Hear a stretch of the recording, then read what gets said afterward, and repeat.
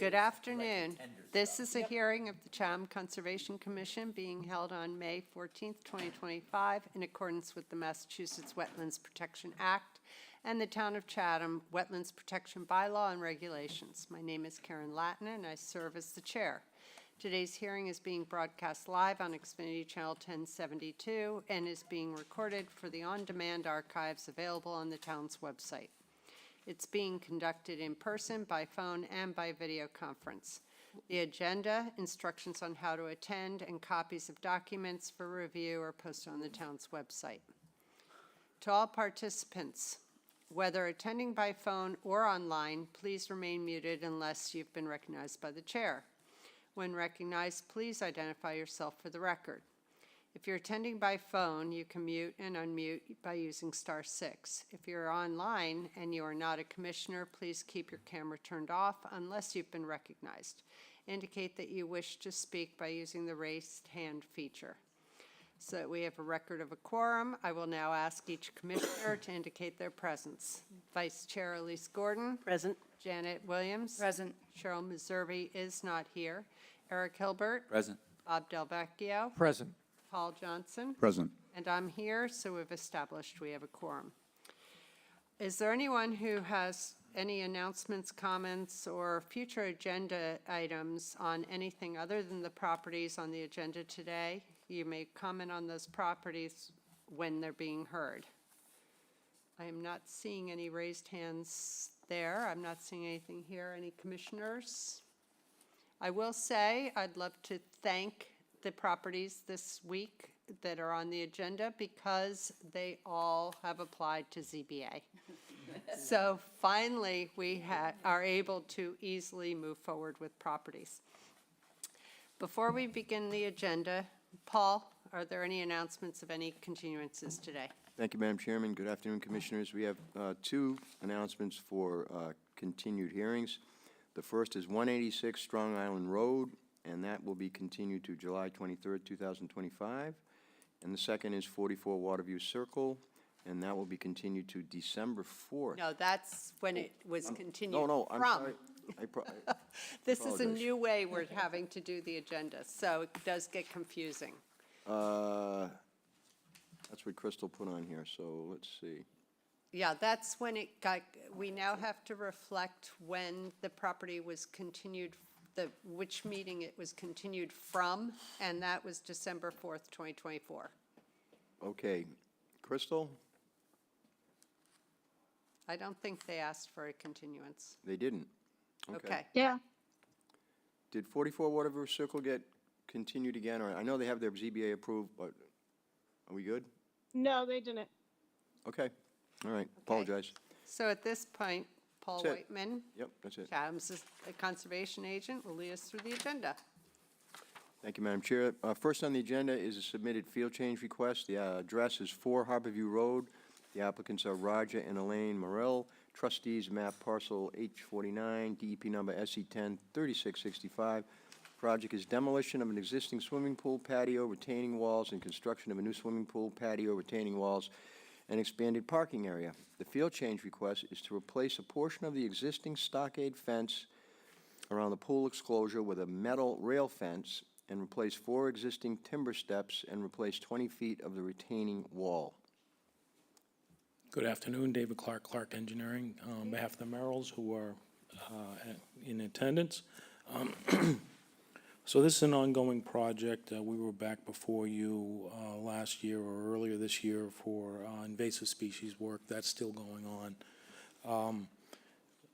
But at this point, they would like to replace the fence along the seaward-facing portion of the property. It was a comment by one of the commissioners back when we were getting the pool permitted, whether we were going to do anything with the fence. Thought about it, and it was a good idea.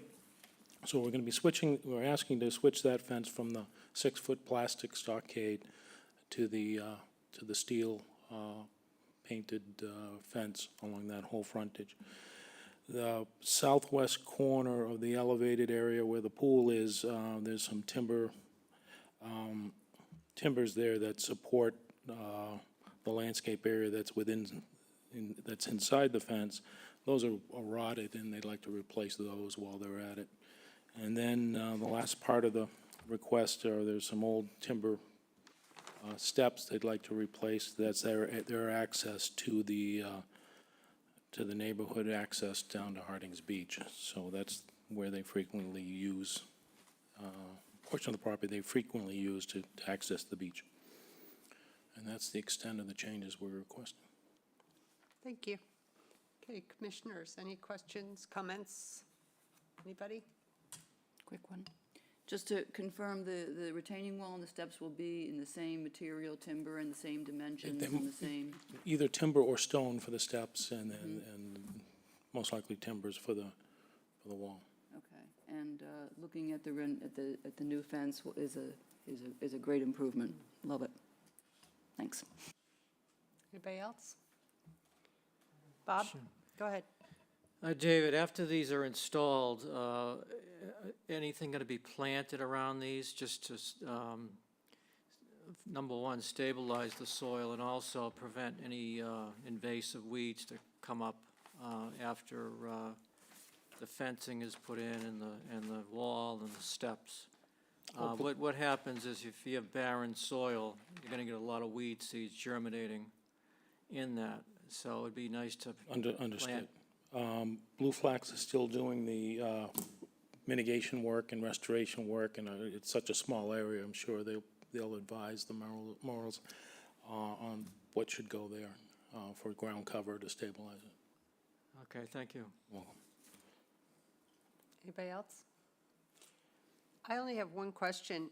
Is the entire stockade fence being replaced, or just what is facing the water? Just facing the water. Okay. The fence to the west protects them, gives them the privacy, because there's 40 houses in the subdivision that access.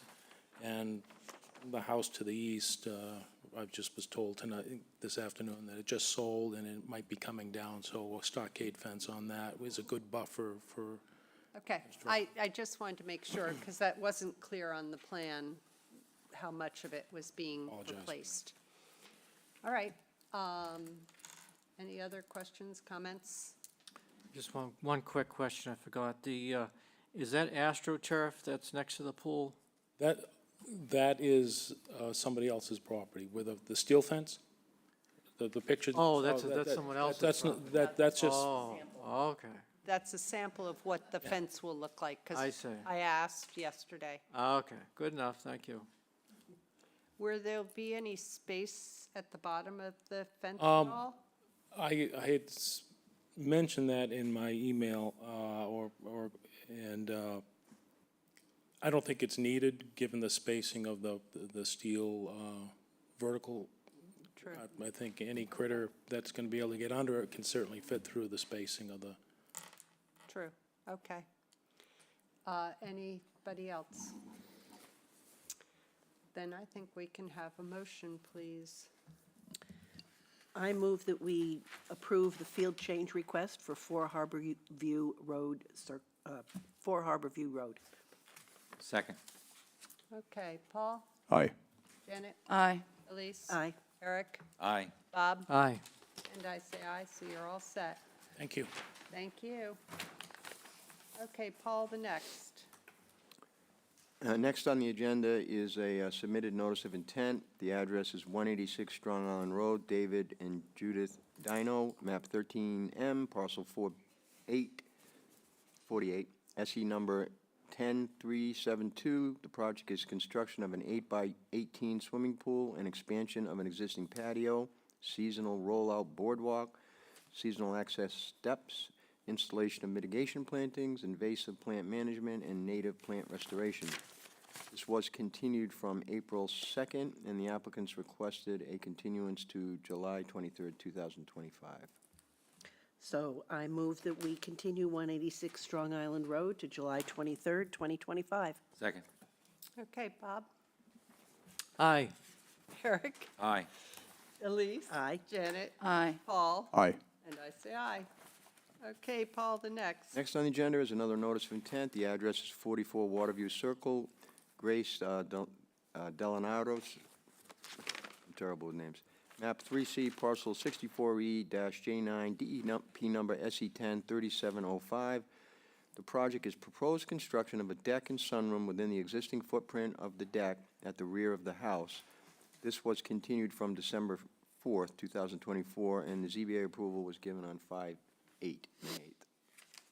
Great, thank you. Welcome. Do we have anybody Yeah. for Waterview? Okay, Cameron, good. Go ahead. Yes, good afternoon, Commission. Cameron Larson with ECR, representing the applicant for 44 Waterview Circle. Here to give the Commission an update and hopefully seek an approval today for this one. Actually, Cameron, because it's been since December, could you kind of go over everything as though you haven't come before us? Because, I mean, I had Not a trouble problem. even remembering the property and had to go back out. Yep, not a problem at all.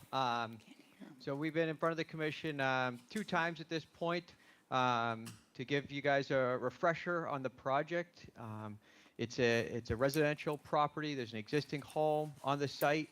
There's an existing deck off the 2nd floor to the rear of that home, and then the home is surrounded by typical lawn and landscape areas. It's on Taylor's Pond. ECR delineated the limit of a bordering vegetated wetland and the salt marsh associated with Taylor's Pond. That's all more than 100 feet from the work area.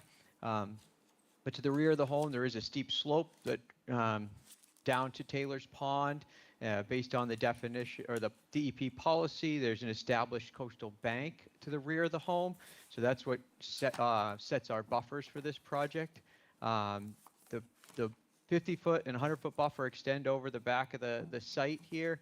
What we're proposing is to convert that back deck into a sunroom and as well as a small deck as well. So it'll be converted to a 2nd floor sunroom and deck, all within the same footprint. Right now, there's currently gravel underneath that deck. We are proposing that to be concrete, just to make it a little more usable for the property owner.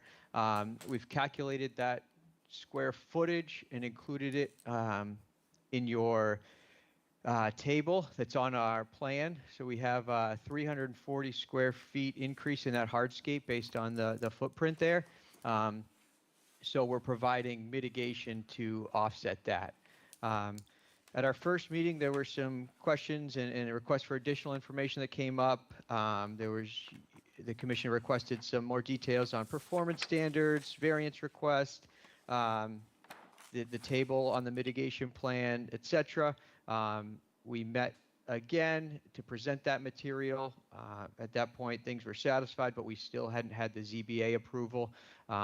At this point, we finally do have the ZBA approval, and we are now back here seeking your approval for this project. I'm happy to share the plan on the screen if you need to. Otherwise, happy to address any questions the Commission may have. Yeah, I would like it if you share the screen. That's fine. Okay. No problem. All right, so the plan should be coming up now. It is. Excellent. So Waterview Circle here off to the left, our existing home, kind of centered here on the page. We're showing the proposed sunroom and proposed deck off the back. Again, that's all within the footprint of the existing deck.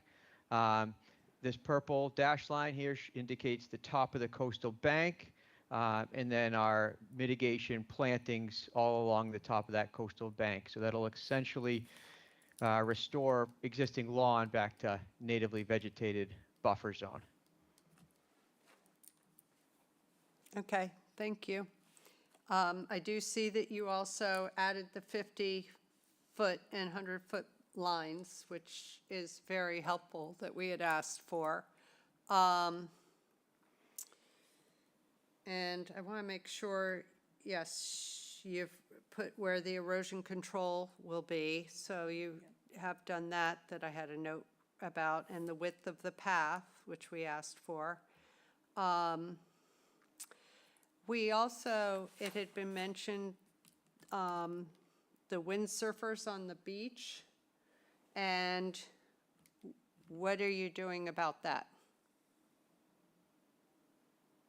Yes, so I believe they're just kind of storing those windsurfers in that area along the water. Obviously, that's where they're being used.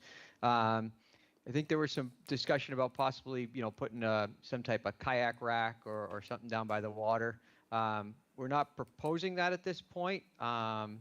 We could certainly acceptable to a condition requiring all that equipment be stored, in the upland. And avoid any, storage in that wetland salt marsh area. Okay, I'm going to open this to other commissioners first, and then I'll continue. Anybody? Well, I'm sorry. I'll stay on that topic that we were just on. I would prefer a rack for those rather than relying on them being moved upland. So if that's possible, that would be terrific. Yeah, I kind of mentioned that last time. It would be great. I mean, technically, you provided the mitigation necessary. I would have rather seen a little less mitigation in the rack instead. I think it would have been more beneficial than that. But now I'm kind of in the air about it because the mitigation has been provided. It would They be, also have to provide mitigation for putting cement in the NDZ, which I'm not real keen on hearing that, which I think is a new development, at least. well, that would be a good trade then, would be the, I really don't love that you are taking something that's right now gravel and making it impervious, and it's in the NDZ. I'd be happy to, what I could do is I can share a photo real quick of that area. It's not a new development, so that was part of our initial proposal. Let's see here. I'm going to show you a photograph of the deck in that gravel area here.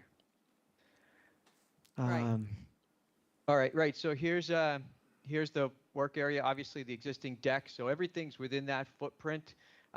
So the property owner would like to convert that gravel that'll be underneath the deck, underneath the sunroom, to a concrete patio. Right. So again, but it's not a.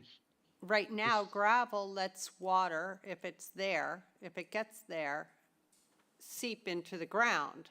A cement slab doesn't. Certainly, I understand. So obviously, where the sunroom is, there's not going to be any water exactly in that footprint. The deck will have blank spacing, so some water will get through that, similar to how it is right now. It'll it's a minimal amount of water. It'll be, flow right off to the lawn area where it'll infiltrate in the lawn. It's a very flat lawn back there. It's not a slope until you get out back to that bank. So I don't see there being any, infiltration issues or any erosion, potential for erosion or any type of sedimentation problems here with that. but you have provided the mitigation for that. You've figured that square footage in, right? Correct. So Yeah. we've that's exactly what we've provided. So we've used the calculations based on the hardscape in that buffer zone and provided that appropriate mitigation. So what was the second option? It would bring the watercraft up to the property? Yeah, I would simply recommend that the commission, include a condition that Well, I don't know how requires it's gonna any get enforced. I mean, we're not gonna drive over there and look at the end of the season and see if it's gone, but anyway. Is that that's Sure. just for So, I the mean, off-season? Yeah, I mean, the concern is Well, all the in time. the off season, I would expect they could be pulled completely out of there. And put on the concrete? Yeah, I think they Area. would be stored away in the off season. It would be during the season where, not gonna here's do your that. wetland line down not here, gonna- your path. Right. that Well, comes That's this that's direction. kind of contrary to our Yeah, experience with human nature, to drag those all the way up that path yeah, Every time they time. use them. that's one project that's easy to forget to do. I'm sorry, I didn't mean, I meant just during the off season, they would be dragged Okay, up that and makes more stored away. sense. Oh, that's During what I the thought he season, meant. But when Yes, it's not during this- off-season, keeping them out of the salt marsh and off the bank is the important thing we tell everybody. Yes, correct, right. So is that a yes or what? Is it you've agreed to for the condition for the rack? They'd have to go to- No, I'm not saying I haven't would spoken have to the to go? applicant about installing a kayak rack or anything like that. I'm suggesting that, they be stored in the upland area, landward of that salt marsh and landward of the bordering vegetated wetland. Off-season? No, I'm sorry. So off-season, they'll be completely removed from the waterfront, and Yeah. they'll be removed up to the house in the off-season. During the season, they'll be stored down here at the bottom of the bank, landward of the wetland. So they'd be in this upland area along the path. There is room, to store the small, whatever they are, the stand-up paddle boards or windsurfers, whatever they are, in that upland right there. Yeah, 2 or 3 times dragging them things up there in low tide, and that'll change their minds. I don't know. What do you want to do? Don't look at me, it's up to everybody. I mean, I think we'll wait for other comments. Bob? Yeah, I'd like to see the rack myself, yeah.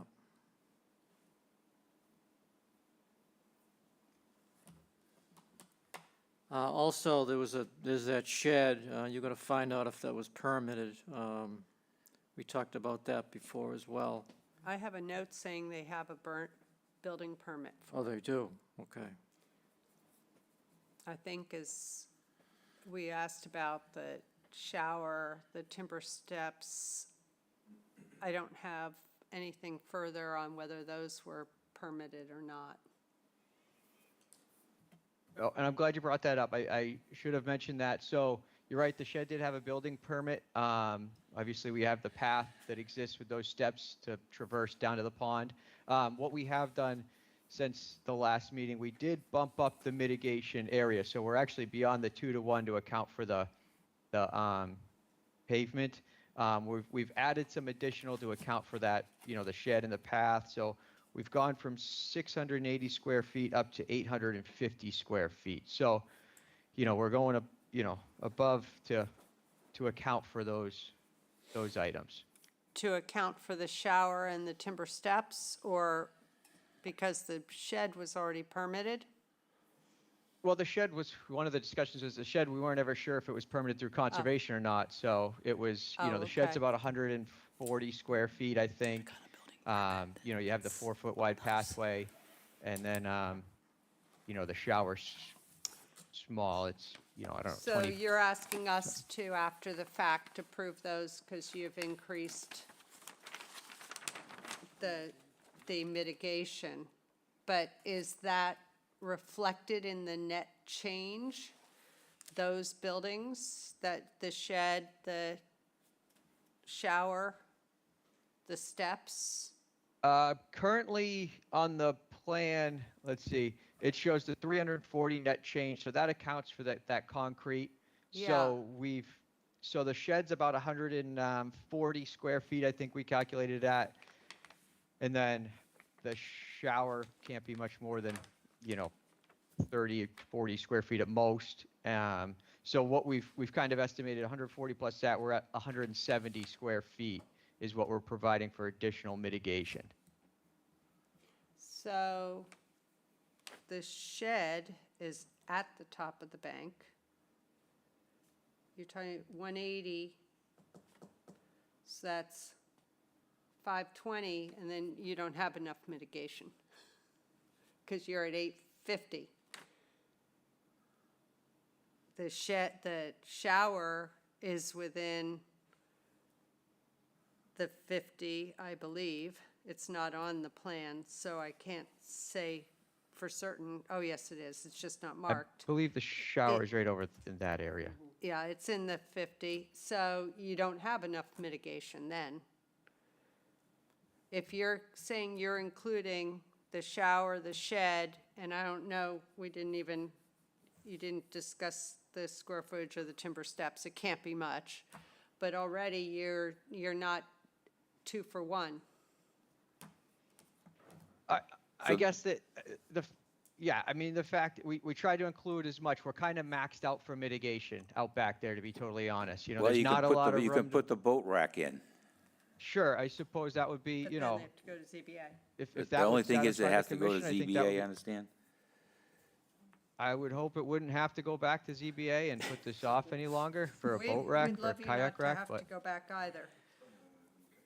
so, What? I mean, sorry? Yeah, Unbelievable. so I just, you know, we can't like say, oh, okay, you don't have enough mitigation and that's okay. So you're trying to say you have greater than 2 for 1, and according to what you've just said and my math, you don't have enough. So something's got to give here. And you could not do the cement underneath, which I'm not keen on, because this is NDZ, no disturb. And it's gravel now. I mean, obviously, they've been using it that way before. And I understand you say the sunroom, rain can't get through, but it can, if it were coming at the house, it would go underneath. You know, I don't know. I'm going to let everybody else chime in. I'll chime in. I think that's actually a good solution for everybody. If you leave it as gravel, as pervious, and I'm struggling to think about why you would do that, why you would put concrete in whereas gravel, but whatever. If you left it, then you wouldn't have to mitigate for that. You wouldn't have to take the risk of having to go to zoning to get a rack. So your numbers would all be fine as they are. I agree. It's Anybody depends else? on how badly they want the concrete there. There's also well, never mind, I'm not going to talk about the pervious concrete. Go ahead, anybody? I agree with leaving the gravel as the solution for the short mitigation. Anybody else have a comment, thought? Yes, I agree. Leave the gravel as is. All right, so now you've heard, I don't think I even have to ask the other two, but you've heard at least 4 people who have said the same thing. Okay, I think that, I see where the commission's coming from. Are we in a position where we can, you know, approve this with the condition we'll get you a revised plan that states it'll remain as gravel? Sure. You'll need to make sure when you give a revised plan that you update your net change so that it reflects the shed, the rinse station, and call them out as this is what is the mitigation and the change is for, the timber steps, anything else, you know. And what else? Just make sure you call it out so that it's in the record. Otherwise, it won't necessarily be recognized as having been approved this time around. And I think you want to do that. And I'll call out the sunroom, but I'll exclude the proposed deck. Is that correct? Well, From the square footage? yeah, well, It's not a change. Deck is deck. the deck's there. You're not it's the same deck, correct? I mean, maybe Yeah, they're it's a putting new new d- wood, but. A new deck within the same footprint, but And I'm not it's- going to include What that is as. the material for the deck? That's, I believe it's just a wooden deck, maybe AZAC, but there'll be spacing between the planks. Because we usually Right now, it's specify wood. what it is. AZAC, is that wood? No, it's plastic. So right we now need you it's to wood. specify what the deck will be. Let me see if we called that out. Proposed new deck sunroom within the existing footprint, pile supported. I don't have an answer on what it's going to be. It's, I mean, Right. wood or, When you submit the new plan, if you could put that as a note, what it will be. Yep. okay, but the commission's satisfied with either, correct? What? The commission's okay with whether it's wood or AZAC, right? Yeah, Okay, it's we'll make not- sure it's no, I specified think then. we're okay with either. Okay, All right, so later in the meeting, probably we should have done this first, so we would know if it's official or not. We're talking about only having 2 meetings in June.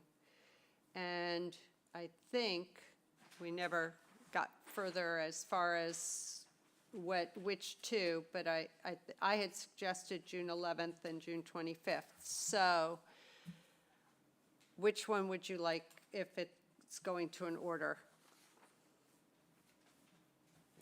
the sooner the better, I suppose, for us. We can make these small changes very quickly. So June 11th, Excellent. because May 28th is out as a date, so June 11th would be the next. Okay, and you'll get us a plan as soon as possible to give us time to write the order? Absolutely. Okay.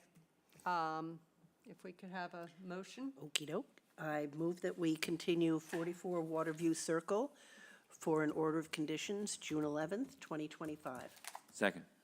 Okay, Paul, Aye. Janet, Aye. Elise, Aye. Eric, Aye.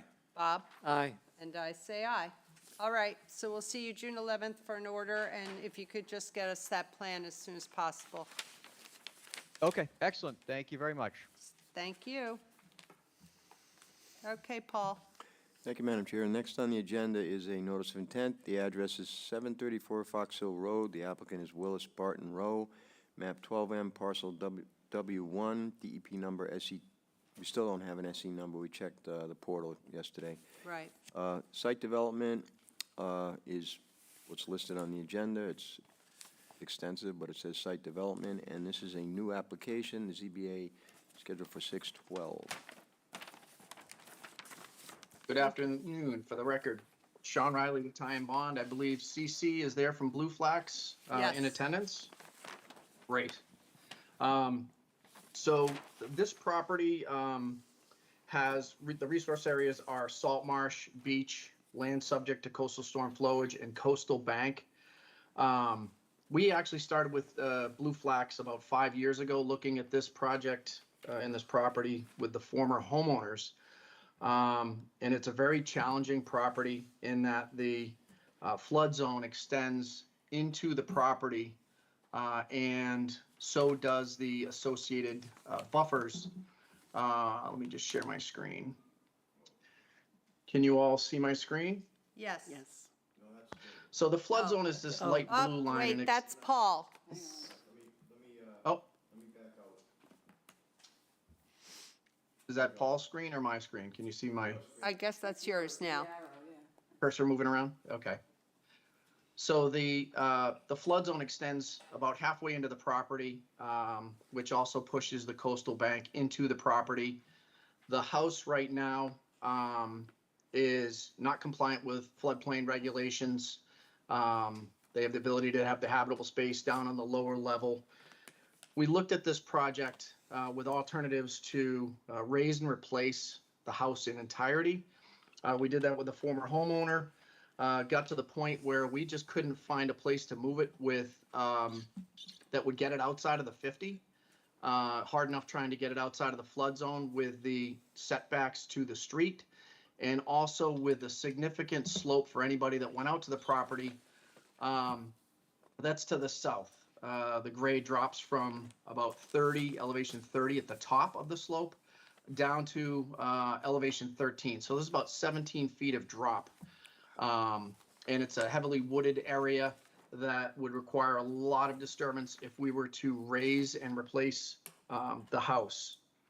Another alternative we looked at was just to renovate the house in kind. The house was built in 1970. So it's in need of updates or reconfiguration within the house. Unfortunately, to bring this into flood compliance, and it doesn't take much to get to that 50% threshold that you need to bring the entire house into compliance.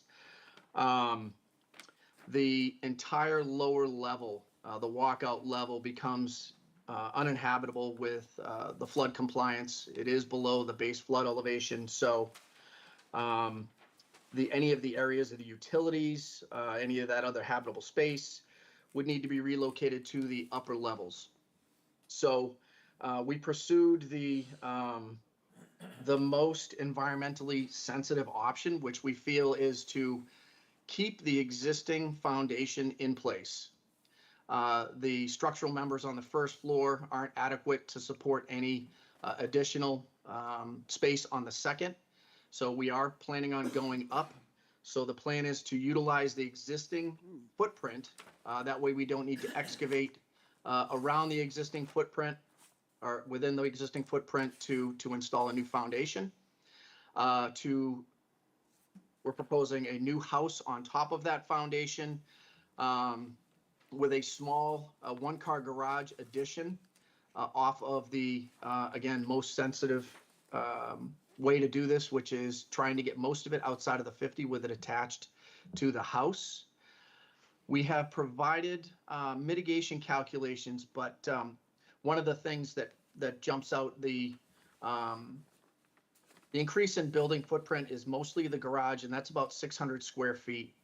The existing paved driveway that circled the U-shaped paved driveway, we are proposing to remove that pavement and install a permeable surface. The walkways that lead up to the house will also be permeable pavers or permeable surface. So those are still calculated in our coverage tables as coverage, and we have mitigated for those areas, even though we are reducing the amount of pavement significantly on the site. We are remaining with the same bedroom count. We're utilizing the same sewage disposal system that is located outside of the 100-foot buffer for the soil absorption system. And I think that Blue Flax has come up with a very thoughtful way to enhance the corridors and the buffer zone to the other resource areas, to the beach and to the marsh, but also enhancing the corridors along the sideline because there is a significant corridor to the south. So with that, I will turn it over to Cece and let her walk you through the mitigation planting plan. Hi, Cece. Hi, everyone. Cece Camilleri with Blue Flax Design. So our restoration and landscape planting plan proposes approximately 6,000 square feet of invasive species removal and native plant restoration, and that 6,000 square feet is represented by the darker green hatch, where we've observed about invasive species being present at a rate of about 30%. So it's actually a pretty minimal amount of invasive species management, but we do have a lot of opportunity to restore native plant communities within this area. The lighter hatched area is approximately 16,000 square feet. It's really well vegetated with native species, including white and red oak, black cherry, American holly, birch, pitch pine, bayberry, arrowwood viburnum, Pennsylvania sedge, and wavy hairgrass. So we want to limit the amount of disturbance that we're going to be in there, but we will be kind of hunting and pecking for invasive species within that whole area. We are proposing to remove 7 trees on this site. One tree is a non-native Coosa dogwood, labeled as number 4, and that will be removed for the installation of the gravel driveway for the garage. The trees labeled 1, 2, and 3 on the north are pitch pine, and they are in poor condition due to turpentine beetle. And we feel that their removal would be a beneficial action on this site. Removing infested trees with that invasive beetle is something that we find to be important to do on these sites. And the trees labeled 5, 6, and 7 on the southern area are 2 spruce and another pitch pine with turpentine beetle, and the 2 spruce trees are in also very poor condition. And so we're proposing to remove those 7 trees and replant 24 native trees on the site. We've put as many as we can within the 50-foot buffer to restore that area kind of on the southwest side with native trees, mainly red maple and oaks. And then on the southern property line, we're proposing eastern red cedars to kind of provide some screening between neighbors as well. And invasive species that are present on the site include bittersweet, shrub honeysuckle, vine honeysuckle, and English ivy. And the removal of those invasive species and restoration of native plant community will be very beneficial to the ecological health of this site. And I'm happy to answer any questions you might have. All right, thank you. Does anybody want to start? Go ahead, Eric. Okay. So the mitigation is basically invasive species management, right? And with some plants you're gonna put in.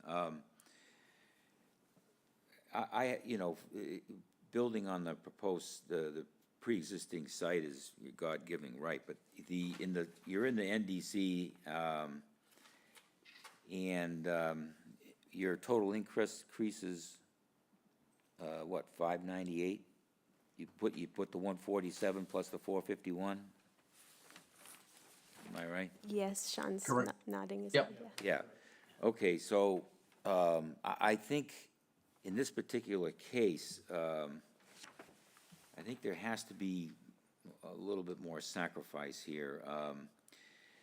I think that you have non-pervious in the area, existing driveway, I think would be a better bet to have, to take the square footage that you're over and remove whatever you need to. I think you can do it, because I measured that parking area down there, and you're like 800 square feet. So I think that would be a better trade for the increase in the NDZ, considering it's sacrificial. I mean, this time it's not a wall that can't come down because you have to worry about the banking.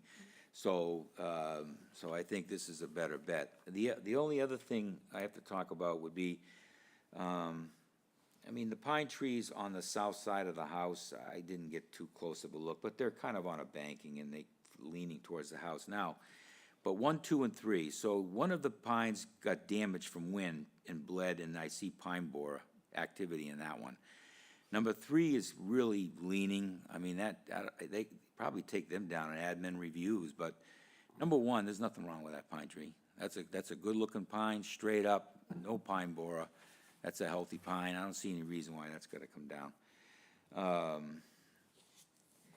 And I love it when people talk about paved driveways, how they're pervious. In a hard rain, there isn't a drop that gets into a paved driveway with cobblestone, but Well, you can call it that way if you want. I think they're making it Pervious. not paved anymore. Right, but there's calling it Parts of it. pervious, which, come on. That's semi-pervious. Yeah, Yeah. semi, all right. So, that's basically what I see, and can leave it up to other members anyway. Thank you. I'm going to piggyback a little bit on what Eric just said, because I very much agree. That paved driveway in the back that's going to remain, why? On the There's west. no garage back there. There is actually underneath the Right, deck. but, so you're keeping that garage and adding another They're gonna garage? keep it, they're gonna keep that, yeah, well, the garage down below, we store, sunfish, the small boats, or paddle boards, or, kayaks, in the off-season. So, no, I understand your, Do they need it to be paved to put kayaks and I think- sunfish in? yeah, I think we can go back and speak with the applicant about that rear paved area. My only concern would be just the area leading down. You both have great points on that. The area leading down to that is about a 10-to-1 slope. From where let me just You zoom won't in have to here. remove Can you that. put grass there because you're not driving down to the back? So They put still need to something. drive down to pull out the sunfish, because those will be trailered. Oh, So they would still want to have access down to that lower level, whether it's pervious, crushed stone or a shell. I think that we could have a Yeah, discussion I with them mean, about, I'd like to see all paved driveway out. You're in the Okay. NDZ, you've got this new garage, you've got more driveway still, coming in and, so I'd really like to see all the paving coming out. Just my Understood. opinion. I'm gonna let others go, and then I'll come back. Anybody have any questions? I'll just agree with that. It also strikes me that driveway, I mean, this property is sort of a bowl shape, isn't it? Given that slope that goes up on the water side on the south west corner.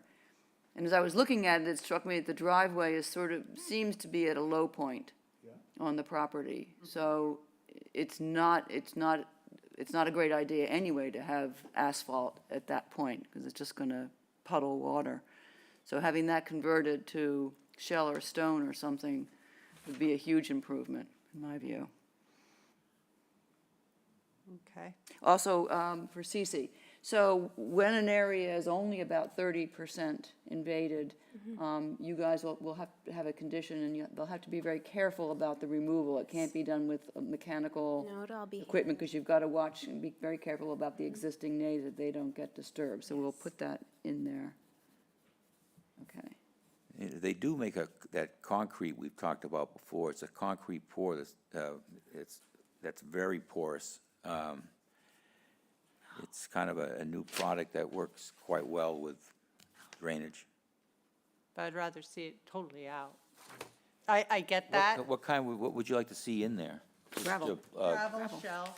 Well, going up the thing though, they're gonna spin tires like crazy. Yeah, well, maybe, Well, there won't be vehicles. There's no vehicles. yeah, they coming said down. there are, because they're gonna trailer this. Yeah, they got their little trailers for the sunfishes down there. So the slope, I could see that you have to have something. Well, that- maybe the slope gets left and the rest is taken out. I don't know. I'd love to see what comes back, what you come back with. I think we can come up with something creative that you'll Okay. appreciate. All right. Anybody else? At the risk of being redundant, I agree with the removal of the asphalt. And let's be logical and fair about the slope and how you design that. Okay, Paul? Understood. Yeah, from the front of the house to the rear of the house, from what I can gather from this site plan, you're only talking about a drop of about 5 feet, 6 feet maybe. 7, Okay, and, 7 feet from the front to the back. It's 13 to 6, and then the foundation, you step up about 4 steps to get up into the house. So it's got a full height, lower level. It's got the, 7'6" downstairs level, if that's where your question was. okay, thanks. Anybody? Bob? Yeah, I got a couple of questions. Let's see, let's wait. The driveway island out front by Fox Hill Road, there's a cherry in that. Is that gonna be retained? Yep, that will remain. Okay. There's a holly right in front of the new proposed garage to the, let's see, to the south of the garage, southeast of the garage, I guess. Is that, what's gonna happen with that? Will that have to come out? I think we're trying to keep that, but I do know the holly that you're talking about, and we have kind of gone back and forth with whether or not that may have to come out, but I think we're really trying to keep that there. It's a hard tree to replace. There's no way you could move it a little bit, could you? The holly, they don't do very well when we transplant. So if that were taken out, would you have to increase the mitigation at all? I think we are offering 3-to-1 mitigation with trees right now. I will go back to talk to Teresa and the client about tree number 1. So that could be, if we keep tree number 1, perhaps, but we are hoping to keep that holly there. Okay. And there's a red cedar along the coastline. Is that going to be retained? Yes. Okay. And the remaining cherry trees to the north and where the pines are, those are going to be retained as well, correct? Correct. But they might have to be pruned? They may have to have a little pruning. I don't think they've been kept up for a little Yeah, while. because one's getting kind of close to the house, to the existing house. And then there's this rectangular area to the northeast, up by the Fox Hill Road, that you're going to plant ilex around. What is that? I thought that was a septic system until you mentioned it was on the other side. That might be, I can't quite remember, Sean, is that It's not? just a parking area. Yeah, it's like a parking That's where they used to park the Jeep Wagoneers Oh. for the girls at, up there at the Camp Avalon. Yeah. I used to play in that. I used to know the Laffies that lived there. I played there when I was a little kid. Are you talking about the parking area Yeah. that's Yeah. here? Yeah. Yes. That's actually in the town right of way. So that's the town's. I see, okay. The Interesting. property goes around that area. But you're going to remove the invasives around there. There's honeysuckle right in there now. Yes, Yep. yes. And you're going to plant the ilex Yeah. in there instead. To try to screen a little bit from the park. So the town also owns that cement wall that is L-shaped? That's correct. Yeah, I Yep. would assume.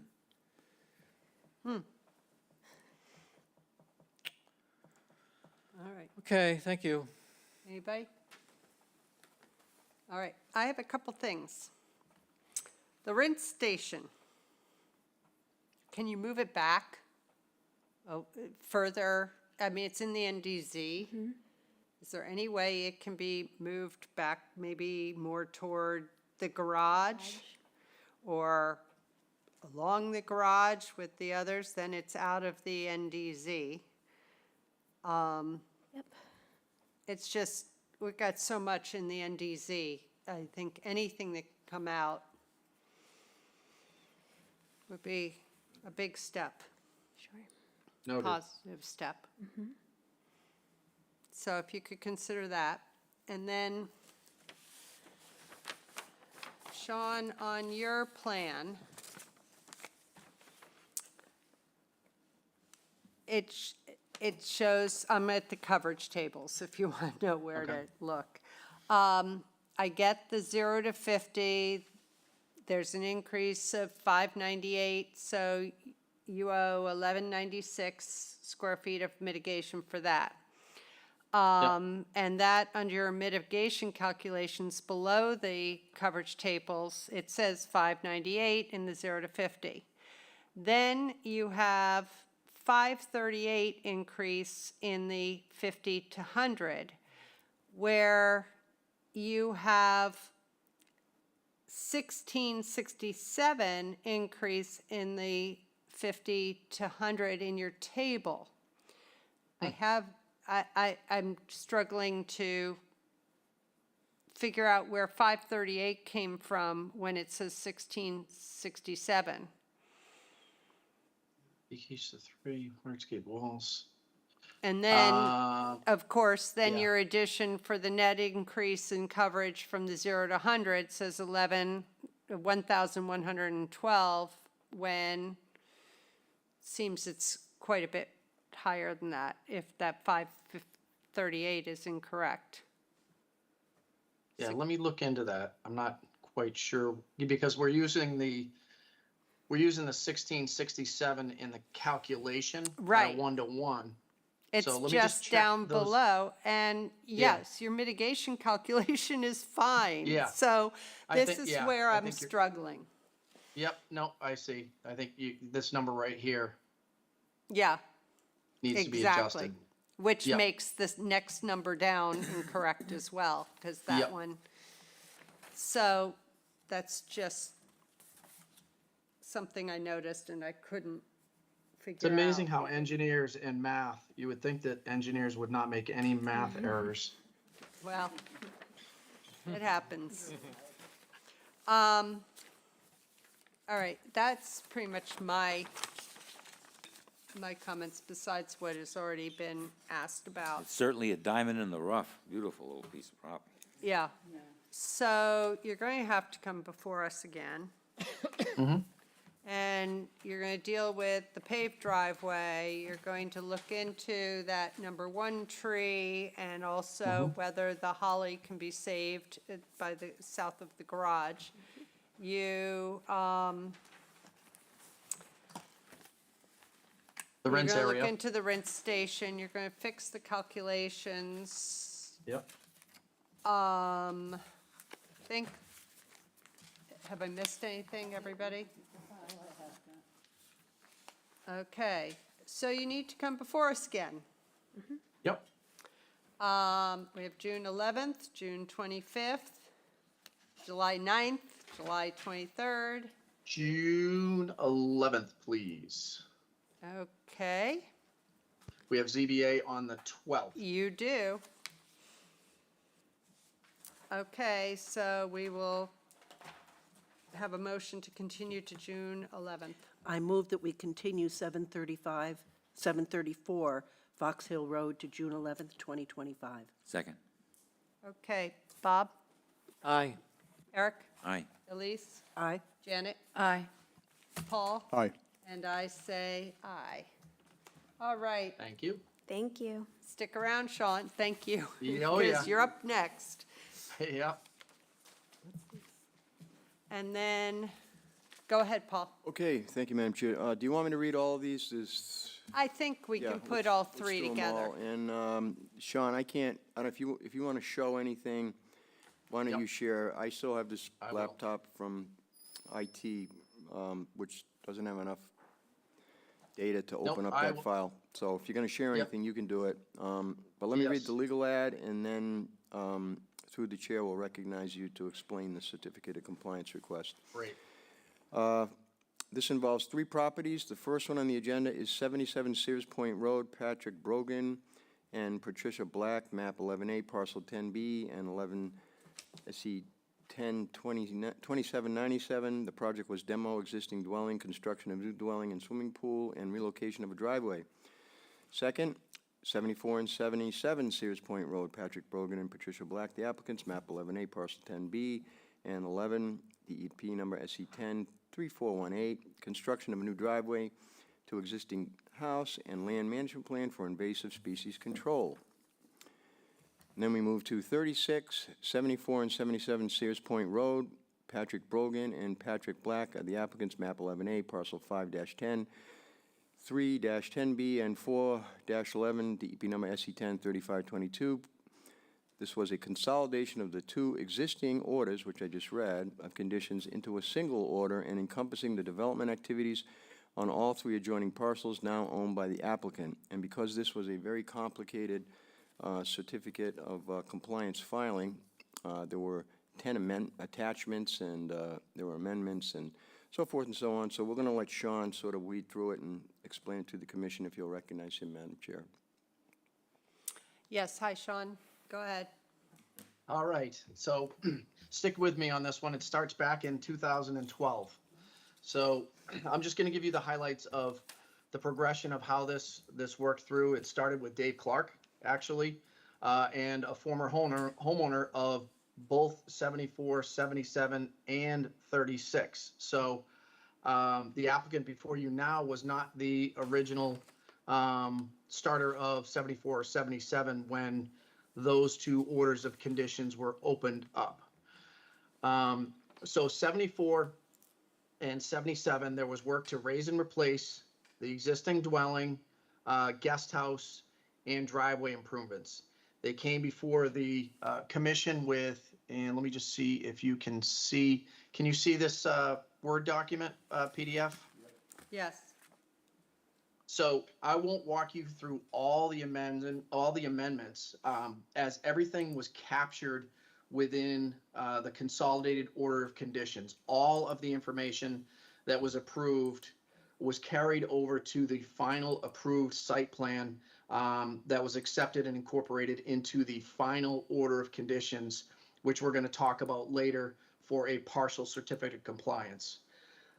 When we consolidated those orders, the 74 and 77 orders, those orders should have been closed out in 2021 to clean the slate and move forward. They weren't closed out, so we're here before you to close those out. Essentially, now that the work has been completed on 74 and 77, to close out those two orders and then to move on and discuss the final order of conditions that encompassed and enveloped all of the conditions. And as Paul said, there's extensive history on this going back 13 years. And the clients would like to close out all of the work that has been done on 74 and 77. This isn't your typical partial request where we're asking for a partial certificate of compliance for, the driveway and the house were done, but we still have to do some of the mitigation and this and that. We're looking to close everything out on 74 and 77 because all the work has been done. The mitigation plantings have had their survivability time for the 3 years. That's how long this has been going on. I have a nice aerial view overlay that I can share with you if there are any questions about the work that was done on 74 and 77, but this is a general, and let me know when you're seeing this, that new plan here. We have it. So essentially the work that happened within the buffer zones on 74 and 77 are the areas that are shown obviously between the blue and the green. So this is the 100-foot buffer, this is the 50-foot buffer, and then the green is your closest resource areas to the work that was done on 74 and 77. So you can see on 74, there really wasn't a lot of work done except for a little bit of driveway that was reconfigured. The bulk of the work was done on 77, and that was the reconstruction of the guest house, the main house, and the pool and all that, but all the pool and pool house and retaining walls and most of the hardscape and house were outside of the buffer. So what we're looking for is the closeout of the two older orders of conditions, which are 10/27/97 and 10/34/18 at this point.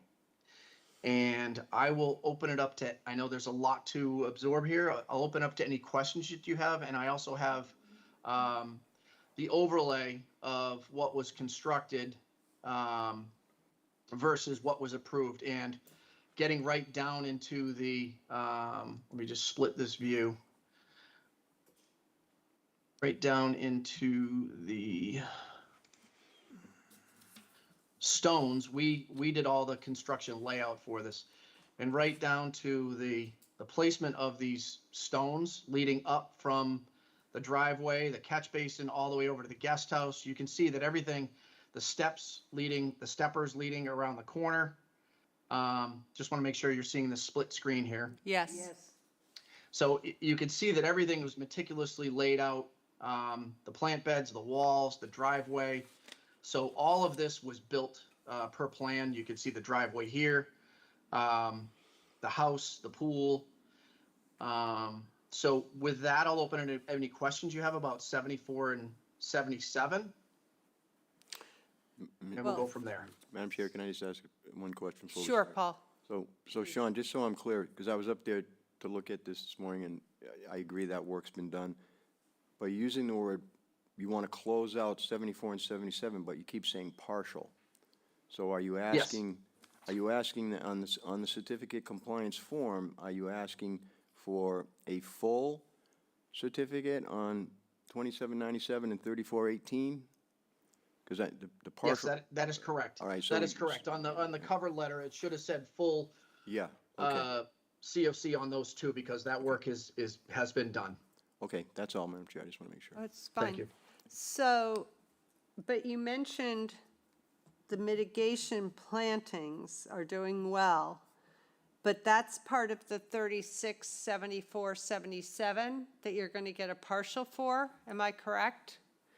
Yes, so only so there was very minimal plantings done on 36. They were just done as part of, if you look here, it's really just a small portion over here Right. and out in the front. So, all of that was done, and it's had that 3 years of survivability. So we'd still be looking to keep the order open for 36 on the all-encompassing one because the dwelling has not been constructed yet. They've gone through several architects. They're still working through it. They've got another 2 to 3 years left on that order. But again, they're looking to get the encumbrance off of 74 and 77. So there really wasn't a whole lot of mitigation done on 36. Okay, but what partial are we approving in 36, 74, 77? The buildings or the buildings and some of the mitigation? Yes, so this is confusing. Hold on one second. Let me just jump back to, so there's 3 orders of conditions Right. that are open right now. And let me get to the page. Here it is right here. So the 2 original orders of conditions for 74 and 77 alone, before 36 came along. 36 didn't come along Right. until 2020. So those 2 orders of conditions, 10-2797, Right. fully completed. No, I get the 10 first 2 that are fully completed because they were rolled into 36, 74, and 77. I Yes. just am trying to understand what is the partial that we're approving in that last order that's Yep, 3522? understood. The partial that you're approving is just the work on 74 and 77. You're not approving anything being done on 36. Okay, It's, and that includes mitigation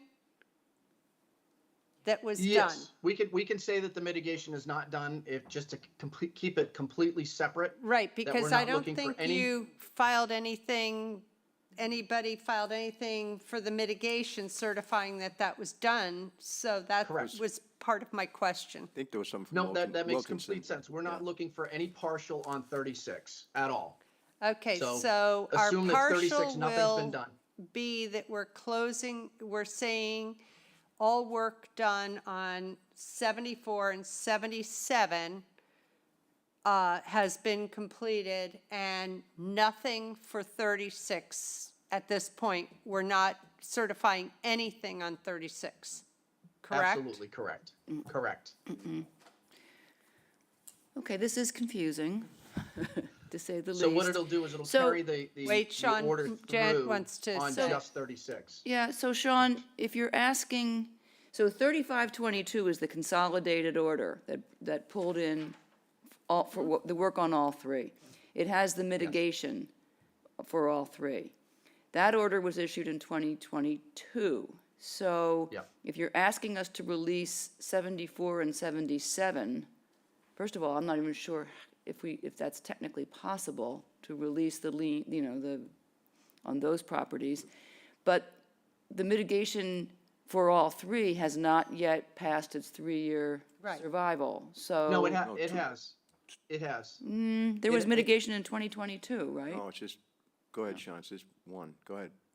Go ahead. No, yeah, so no, the work has been done, the 3 years survivability and all the mitigation. And who so certified that? Wilkinson, there's a letter Yeah, that there's a- was We do submitted. have a Yeah, letter? I said that a few I guess minutes I ago. missed Yeah. it. It's in the, Okay. it's in the Yeah. packet. Okay. But not for 36, Sean. But you're saying there was no mitigation for 36. 36, there was very little mitigation that was required for 36. There was some. And, Really? yep, yes, there was, because there was if you remember, I have the original, let me give you the original. Okay, I'm looking at the plan. order from 2022, and it says it's looping in and consolidating the old mitigation, and then it goes on to say new mitigation, newly proposed mitigation, 3831 square feet, includes 790 where existing improved lawn will be removed and the area reseeded with native trees and herbaceous species. Doesn't say where that was going to happen. Wonder who wrote this. So I'm not sure, so there is, nearly 4,000 square feet of new mitigation associated with the 2022 order. Yes. So that mitigation was added on to, the approved plan. That knob was added on to this area in here on 74 and 77. So regardless, all the mitigation is done for both properties. So if they never proceed with any more work on 36, you've already gotten all the mitigation that would require to go ahead and build this house. But we're not even asking for any approval for any of the mitigation that was done on 36. We're just keeping 36 as a separate. If I could, I would just close all these orders out and just roll it into one order for 36, but We it's did that just already. not that We- easy. That's how we got in trouble. Yeah. I know. Yeah. So Okay. again, we've So already, even, all the so even, so mitigation- even on the 2022 order that has some new mitigation, it has been 3 years, because it was issued in February of '22. So that Yes, because 3-year they- would yes, have, they've, okay. yeah, Wilkinson's been working on this site for years I know. and installed all this mitigation. So, does it say in there? Let me see if I can find their letter. Yeah, there is, it's in the packet. It is, there is a letter in the packet. It says everything looks fine in the mitigation, and I agree, from walking in there and looking at it, the mitigation looks good. I just wanted to make sure we weren't releasing mitigation that hadn't reached its survival requirement yet. Understood. And again, the mitigation, for, most of the mitigation for 36 was on 77. So what you're releasing is 74 and 77. So really all you need to make sure is that the mitigation is done and compliant for 74 and 77, which we have more than enough to release for 74 and 77 is what I'm saying. We have extra. Because the work that was done on 74 and 77 is, the driveways and the small piece of house and the guest house, where the majority of that work is outside of the 100-foot buffer. The other property, which we have to come back for to close out, let me just give you this was the plan, if you remember, some of you were probably around and remember the former owner of this plan. There was a massive house that was put in, which was removed. And what we put back in its place was a tennis court. So what we've installed to date is even less than the coverage that was approved. So having to come back and close out, we have to dot all our I's and cross all our T's to close out 36. But all of the mitigation is done regardless. So if we don't advance the house on 36, then Let me, we're closing it with all the mitigation done. This is the house here. through the chair, if I could. Yeah, absolutely. I'll try and make a suggestion here. I don't know if this is going to work, but for purposes of getting rid of the encumbrance at the registry, all we're going to do is check off that full certificate on the back of that COC form for those 74 and 77. For 36, so we don't release any mitigation that Janet's concerned about, I think we need to spell out what's still remaining and hasn't matured yet, if there is any, Sean. You said it's a small amount. And then identify what has been completed on 36 if you're looking for the partial on 36.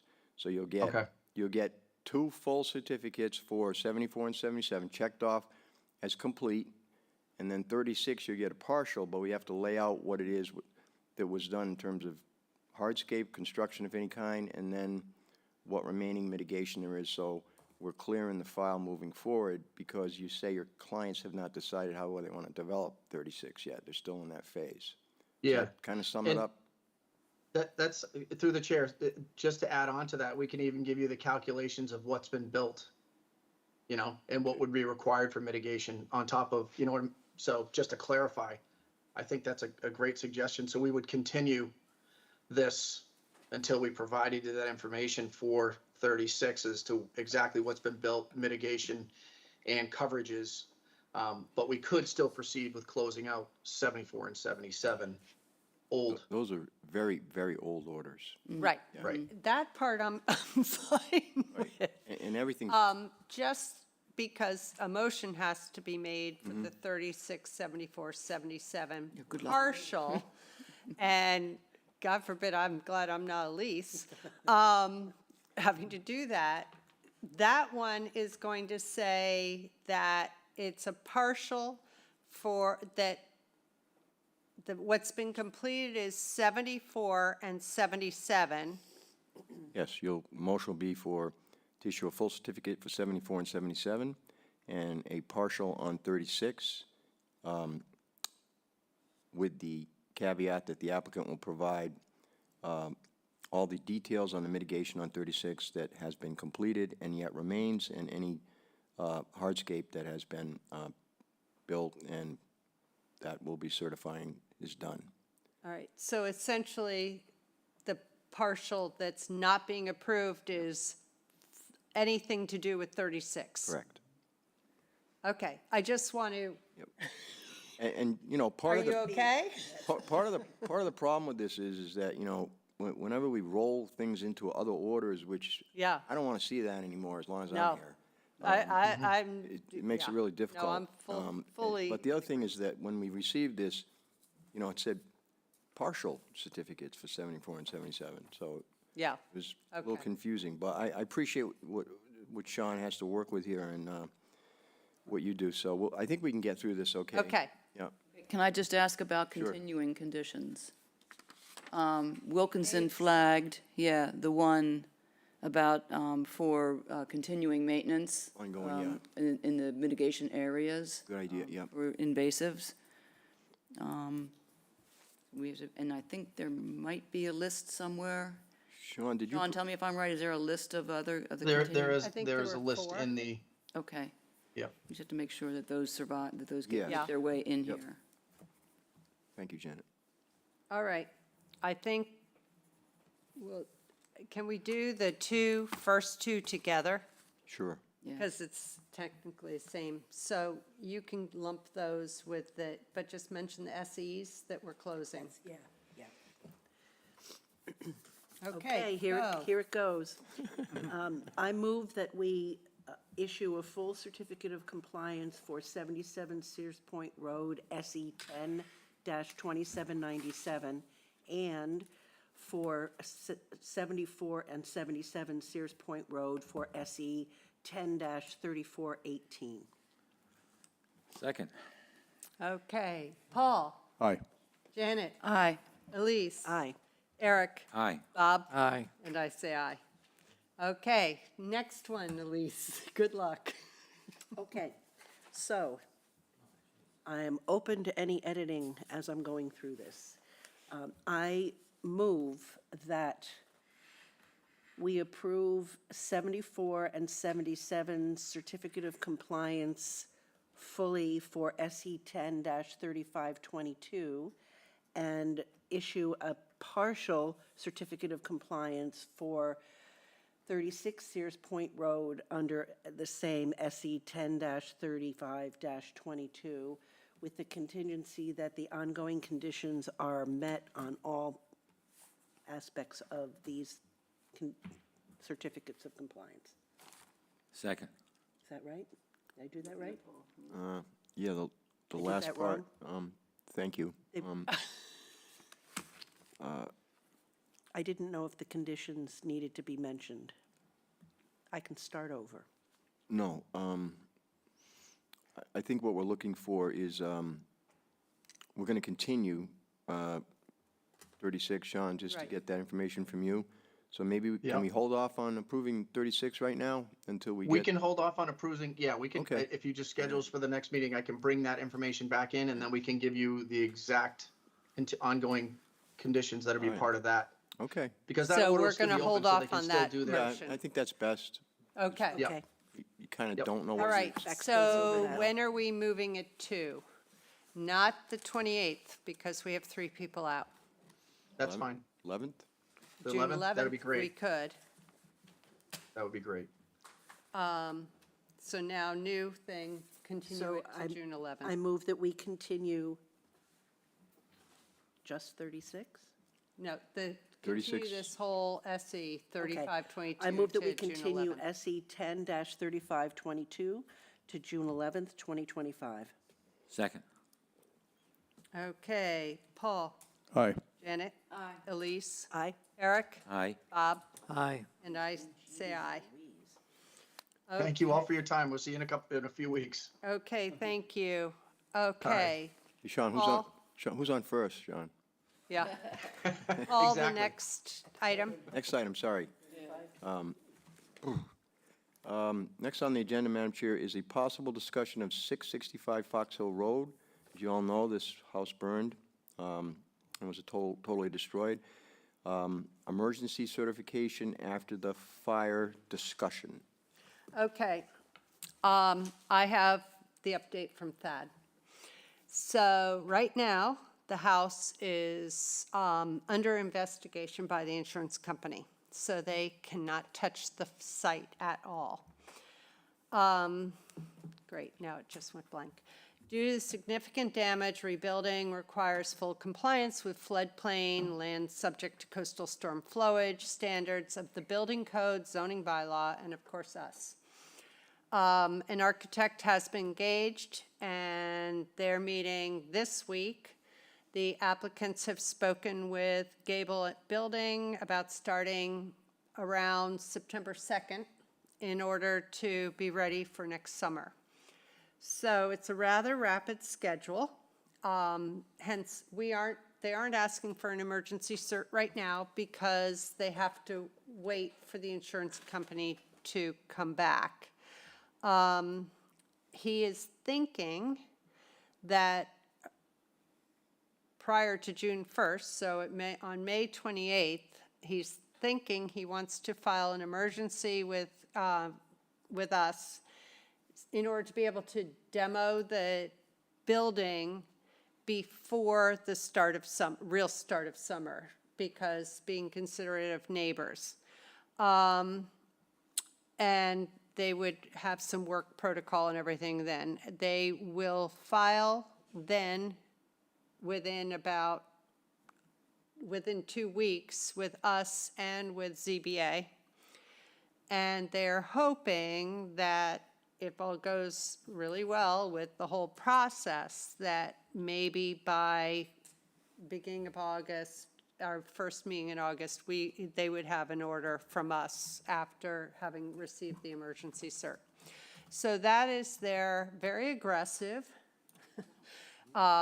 schedule, and we'll see, but that's what we have at this point. They are in the throes of the investigation and can't do anything until that's completed. So that's why we're not, everybody was asked, and I forgot to pick up the emergency cert and bring it down for everybody to sign who hadn't. So anybody who hasn't, if you'd stop in that box and sign it, because I forgot to pick it up yesterday. Where is it? It's in the brown box up at the front of the annex. So that's the update. Not a lot going on yet, and they're kind of stuck waiting for the insurance company to finish. So we'll see how that goes and whether it happens in the schedule they want. Yeah? Just an observation that it feels a little bit like there's something karmic about the fact that the pool in the floodplain that we approved is the only thing that survived that fire. You noticed, huh? I did notice. Since Like, we all look at got that, to that drive pool is by the still house. there. Yeah. Isn't that amazing that the pool remained? Yes, so that was an interesting thing to see when the whole rest is a shell. And I feel terribly for them, but they are trying to do this as quickly as possible. And I hear from Thad at the town meeting, he was saying they have already rented a place for this summer because they've now lost their whole summer here. So it's just a sad thing, and it'll be coming to us soon, just so everybody's aware. All right, next, Paul. Next on the agenda is a discussion, modifications to the special regulations for tree You don't have your mic on. Next on the agenda, Madam Chair, is discussion, modifications to the special regulations for tree replacement, size requirements. This was continued from April 23rd, 2025. Right. Okay. Elise, Janet, anybody want to? Want to drive this time? You want me to drive? You drive. I just Go. I think where we left it, the only thing that we really had to talk about that I have written here, we added the comments made from the last thing about making sure tree topping is prohibited, cutting and topping for a view is prohibited. Was the adjustment, so we have the ratios for tree removal, which are tied to the size of the tree. And so, two things to propose. One is that when native trees are removed, that ratio in each case is increased by 1, so that if a native up to 10 inches DBH would be a 2-to-1 instead of a 1-to-1 for a non-native, and 3-to-1, and then 4-to-1 for the larger natives.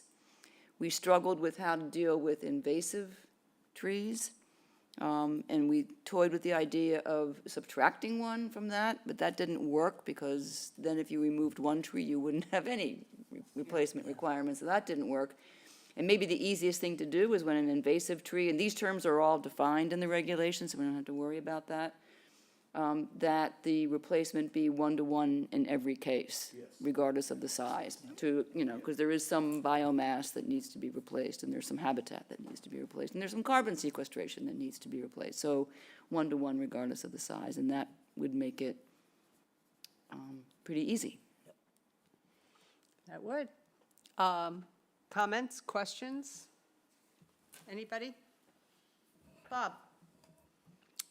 In the preamble on A, the paragraph, I think we should, we should eliminate the word bushes and include, and make that shrubs. Shrubs, I thought you had cured me of that years ago, but there's one still remaining. And should we say anything about navatars when we talk about native plants versus straight natives? I thought we did. Didn't we say? Oh, I think we said was that you have to go to the Chatham website, which hopefully has the straight natives. Right, that the only way around that without creating a jungle of confusion and a regulation and trying to define them, natives are defined just by reference to those species that are listed on the Natural Resources Division's website of native plants. So if it ain't on that list, it ain't a native. And the nativars are not listed. So I think that's, I don't know, an easier way. You don't want to put any notation that navatars will not be approved or anything like that? We could. Or native plants, cultivars of native plants will not be approved, or something in that. So That's Where gonna is it get that- pretty broad, isn't it? where is it that I'm looking for the definitions. Anyway, Say maybe in the native plants. definitions It's in when you, 2B, native plants. yeah, Yeah, but that's just a oh, definition, definitions. yeah. There they are. Okay, so Or native landscape plants, standards. maybe we add something there saying that not cultivars or nativars. I mean, we've called it all sorts of, not Yeah, we could say- variations to native plants. Native plants do not include. Have we seen this, have Cultivated. we seen this often on these plans? It's always the same characters that give us plans. Well, sometimes we get some character who doesn't see us often, Oh. and, sometimes they try and bring in the nativars, and Bob Rawls was the one who really drew our attention to it. So we've tried hard since then. I'm not sure we've been 100%. We're getting pretty less well. of it. Yeah, we're not we've done seeing it as pretty much. good, pretty well, but, If we just add here, the term native plants does not include cultivated native, sometimes referred to as nativars. That's great. How about that, Bob? Perfect. Great. And the other thing I had was under 4, tree removal and cutting, where it says view pruning. Is that a view corridor, or is that just view pruning? This is just the definition of view pruning. Okay, so it doesn't involve putting markers in the field or No, anything like that? no. This is Okay. just-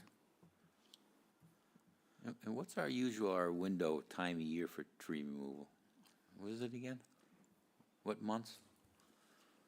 I don't know. Especially pine trees. I mean, you gotta do them really when it's cold, because they bleed and track pine borer, and then I'm not sure, do we have We it? don't have anything. I don't think we have a time of anything year. about Time of year. I mean, I think we can specify it in an order, but we don't specify oh, if we can do it in an order, Oh, then yeah. it doesn't make any I difference. mean, we Yeah. can do anything in an order. Well, that's fine. It's a good point, though, Eric brings up, we get applications for ARs all the time, safety reasons, and a lot of the trees are pine, and they were cut in the middle of the summer sometimes, so if it's a safety thing, Yeah. maybe we can figure that out. Like, so Hold when off. do you not, when is the wrong time to cut? Oh, like when the wrong time? Yeah. Anytime in the summer, I mean, when it's warm. So, Especially in late spring, like May through, yeah, you cut them and they bleed and the pine borer come.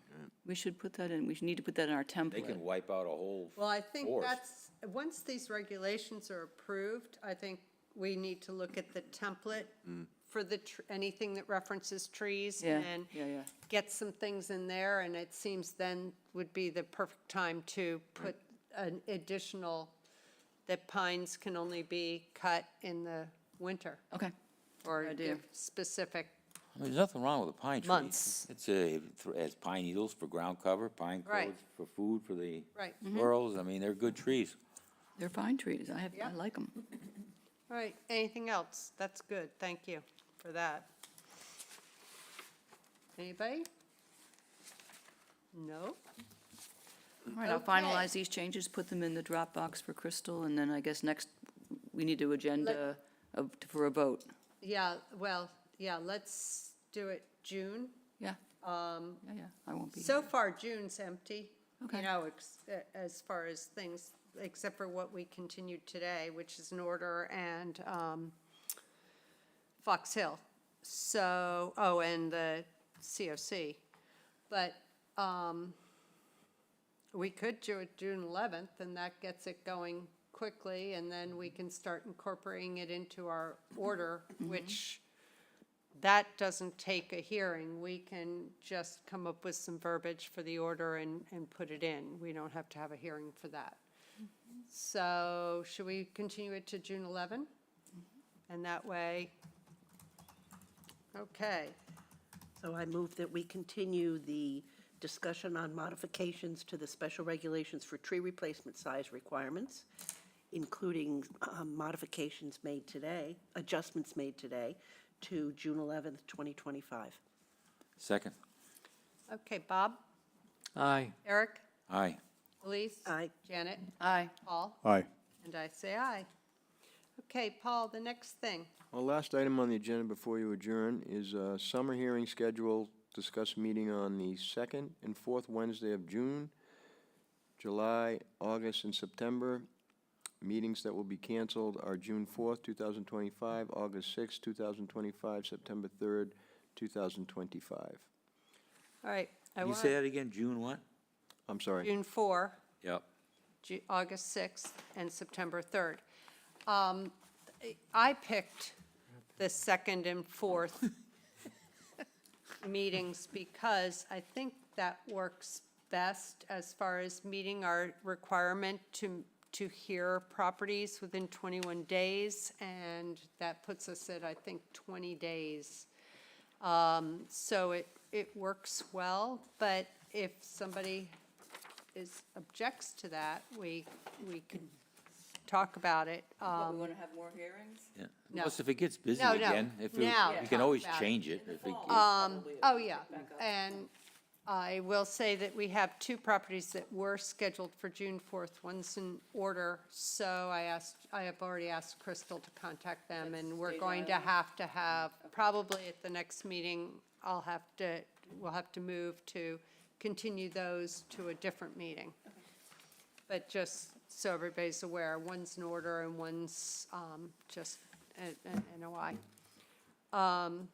Then, I guess, since everybody seems to be wanting to only have 2 meetings every month, we can go to a motion. I move that we approve the adjustment of the summer meeting schedule to eliminate June 4th, 2025, August 6th, 2025, and September 3rd, 2025 from our calendar for our hearings. Second. All right, Paul? Aye. Janet? Aye. Elise? Aye. Eric? Aye. Bob? Aye. And I say aye. Okay, guys, we have 3 weeks that we won't have meetings. All right, we need one more motion. I move that we adjourn the hearing. Second. Okay, Bob? Aye. Eric? Aye. Elise? Aye. Janet? Aye. Paul? Aye. And I say aye. We're done.